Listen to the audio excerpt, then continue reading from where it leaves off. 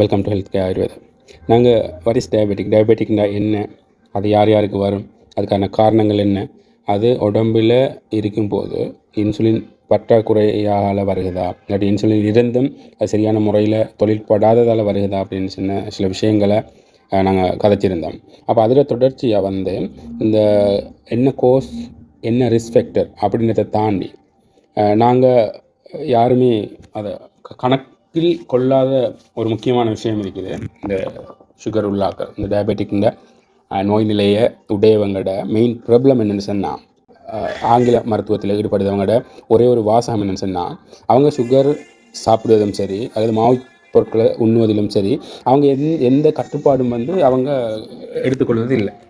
ஏன்னு சொன்னால் அவங்க இதுக்கான ஒரே ஒரு பதிலை முன் வச்சுக்கிறாங்க. யாருக்கு கேட்டாலும் அது நாங்கள் போய் மெடிசின் 2 டேப்லெட் எடுத்தால் அதெல்லாம் ஓகே ஆக போகுது அப்படின்னு சொன்ன ஒரு என்னென்னு சொன்ன ஒரு அன்ஹெல்த்திஃபுல், ஒரு சுகாதாரம் அற்ற தெளிவின்மையான ஒரு பதில். ஏன் இது இப்படி பிரச்சனையாக இருக்குதுன்னு சொன்னால் அவங்களுக்கு தெரியும் சுகர் இப்போ இனிப்பான விஷயங்கள் இல்லாட்டி நல்ல ஹெவி ஃபுட்ஸ் ஏதாவது எடுத்தால் அவங்க அன்றைய இரவு வழமையாக பாவிக்கும் மருந்து வில்லைகளை இன்னொன்று எக்ஸ்ட்ரா எடுத்தால் அந்த மேலதிகமாக நாங்கள் சாப்பிட்டது என்னுடைய எஃபெக்ட் இல்லாமல் போயிடும் அப்படின்ற ஒரு அதாவது தெளிவில்லாத பாரதூரமான ஒரு நினைவில் தான் வாழ்ந்து கொண்டு இருக்கிறாங்க. இதில் முக்கியமான பிரச்சனையை நாங்கள் முதல்ல விளங்கிக் கொள்ளணும். அடுத்து அதே மாதிரி இன்னொரு சாரார், இதை விட பயங்கரமான ஒரு சாரார் இருக்கிறாங்க. அப்படின்னு சொன்னால் ஆங்கில மருத்துவத்தில் இப்போ மெட்ஃபார்மின், கிளிக்லோசைட் அப்படி ஒவ்வொரு டைப் ஆஃப் மெடிசின்ஸ் இருக்குது. அப்போ அந்த மெடிசின்ஸை எடுக்கிறதால அவங்களோட கிட்னி ஃபெயிலியர் ஆகுது. ஒரே ஒரு வேர்ட் தான், இந்த இங்கிலீஷ் மருந்து குடிக்கிறதால எங்களுக்கு கிட்னி ஃபெயிலியர் ஆகுது அப்படின்ற ஒரு முறையை அவங்க கையாளுறாங்க. இது மிகவும் ஆபத்தான ஒரு முடிவு, ஒரு விளக்கம். ஏன்னு சொன்னால் நாங்கள் மெடிசின் எடுத்து நாங்கள் ஒரு மெடிசினை எதையாவது ஒரு மருத்துவத்தை நாங்கள் பயன்படுத்தும் போது அதை நீண்ட காலமாக பயன்படுத்தும் போது மருந்து என்பது உணவு கிடையாது. அதில் கெமிக்கல்ஸ், நிறைய தரப்பட்ட கெமிக்கல்ஸ்கள் இருக்கும். அப்போ அது நீண்ட காலமாக நாங்கள் பயன்பாட்டில் எடுத்துக்கொள்ளும் போது அதனால் பக்க விளைவுகள், சைடு எஃபெக்ட், காம்ப்ளிகேஷன் வரத்தான் போகுது. அப்போ அது போன்று நிலை ஏற்படும் போது அதை நாங்கள் அந்த மெடிசின் எடுக்காமல் விட்டால் அந்த பக்க விளைவு, அந்த பிரச்சனை வராது என்பது தான் இன்னும் தவறான முடிவு. டயபெட்டிக் கண்டிஷனில் இருக்கிற ஒருவர் தனது நோயின் பாரசூரத்தன்மையை பொருட்படுத்தாது மருந்து எடுத்தால் கிட்னி ஃபெயிலியர் வரும் அப்படின்ற ஒரு கோட்பாட்டில் வந்துட்டாருன்னு சொன்னால் இதில் முக்கியமான பிரச்சனை என்ன?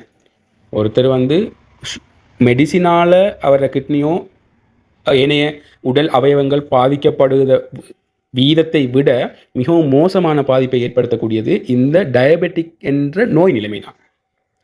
அதை முதல்ல நாங்கள் தெளிவாக புரிஞ்சுக்கணும். ஆனால் இதை தான் நாங்கள் மெயினாக புரிஞ்சு கொள்ளாமல் நாங்கள் மிகப்பெரிய பிளவிடுத இடம்.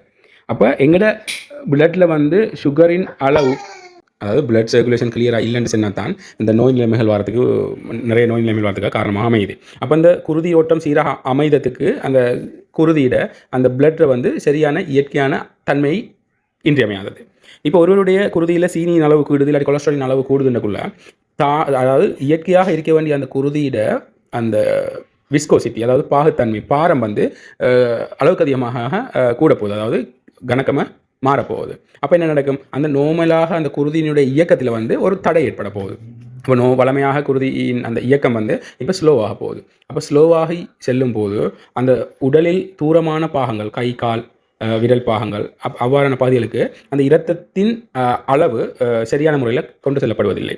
அதே போன்று அந்த இரத்தத்தினுடைய அந்த பாகுத்தன்மை அதிகரிக்கும் போது, விஸ்கோசிட்டி அதிகரிக்கும் போது நார்மலாக அந்த மைனர் வெசல்ஸ், அந்த மிகவும் நுண்ணிய குருதி நாளங்களுக்குள் குருதி சரியான முறையில் பயணிப்பது தடைப்படுகிறது.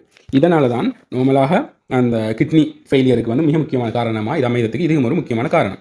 அப்போ முதலாவது இதில் வர கம்ப்ளிகேஷனில் மிகவும் முக்கியமானது இந்த மைனர் வெசல்ஸ், அதாவது சிறிய அளவிலான அந்த குருதி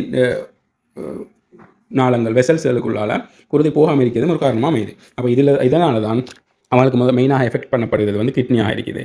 அடுத்து நர்வஸ் சிஸ்டம், நார்மலாக நர்வ்ஸ் பாதிக்கப்படுது, ஸ்நாயுன்னுவாங்க. அது அதனால தான் அந்த சுகர் நீண்ட காலமாக இருக்கும் ஒருவருக்கு விரைப்புத்தன்மை, நம்னஸ் ஏற்படுவது அல்லது பேர்னிங் இருக்கும் சிலவங்களுக்கு. அப்போ இவ்வாறான விடயங்கள் ஏற்படுவதற்கு காரணம் அந்த இடத்துல உடைய அந்த நர்வஸ் சிஸ்டம் வந்து சரியான இம்பல்ஸ் கடத்துவதில் ஏற்படும் தாமதம் அல்லது அது பாதிக்கப்படுகின்றது. அந்த நர்வஸ் சிஸ்டம் பாதிக்கப்படுவதால் தான் இந்த பிரச்சனை ஏற்படுகிறது. அடுத்து வந்து பார்வை குறைவதாக நிறைய பேர் சொல்லி நான் கேள்விப்பட்டிருக்கிறோம். அது வந்து டயபெட்டிக் ரெட்டினோபதி. அதாவது இந்த டயபெட்டிக் என்று சொல்லக்கூடிய குருதியில் சீனியின் அளவு அதிகரித்ததனால் ஏற்படக்கூடிய கண் சம்பந்தப்பட்ட நர்வ்ஸ் சைனை பாதிக்கப்படுகிறது. அதே மாதிரி கார்டியோவெஸ்குலர் டிசீஸும் ஏற்படும். அதாவது ஹார்ட்டில் பிளாக் ஏற்படலாம். என்ன சொன்னால் அந்த குருதியின் சரியான பரிமாற்றம் அசைவு இல்லாது போகும்போது அந்த இடங்களில் வந்து குருதி படிவதற்கான சாத்தியங்கள் அதிகம். அதே மாதிரி அந்த கொலஸ்ட்ரால் உருவாகுவதற்கான வீதம் அதிகமாக இருப்பதனால ஹார்ட் சம்பந்தமான அடைப்புகளோ ஏற்படும். அடுத்த முக்கியமான இது வந்து வூண்ட் ஹீலிங். அதாவது நாங்கள் ஒரு காயம் ஒன்று ஏற்பட்டால் அந்த காயம் ஆறுவதற்கு, அதாவது ஹீல் ஆகுவதற்கு அந்த இடத்துக்கு சரியான முறையில் குருதி சுற்றோட்டம் சரியாக அந்த இடத்துல இருக்க வேண்டும். அந்த குருதியினால தான் அதுக்கு தேவையான போஷணைகள் அது ஆறுவதற்கான அனைத்து விடயங்களும் வந்து அந்த இடத்துக்கு சென்றடையக்கூடியதாக இருக்கும். அப்போ இங்கு வந்து சுகர் அதிகமாக இருக்கிறதால சரியான முறையில் அந்த இடத்துக்கு வந்து குருதி சுற்றோட்டமும் இருக்காது. அது இல்லாத போகும் இடத்து அது ஆறுவதற்கு தேவையான, அதாவது வூண்ட் ஹீல் ஆவதற்கு தேவையான நிறைய அனைத்து விடயங்களும் அந்த இடத்தில் குறைபாடாக அமைவதன் காரணமாக இவங்களுக்கு ஒரு காயம் ஏற்பட்டால் அது ஆறுவது மிகவும் தாமதமாக இருக்கின்றது. அதாவது குரோனிக், வருடக்கணக்காக அந்த காயம் ஆறாமல் இருப்பதற்கும் இது ஒரு காரணமாக அமைகின்றது.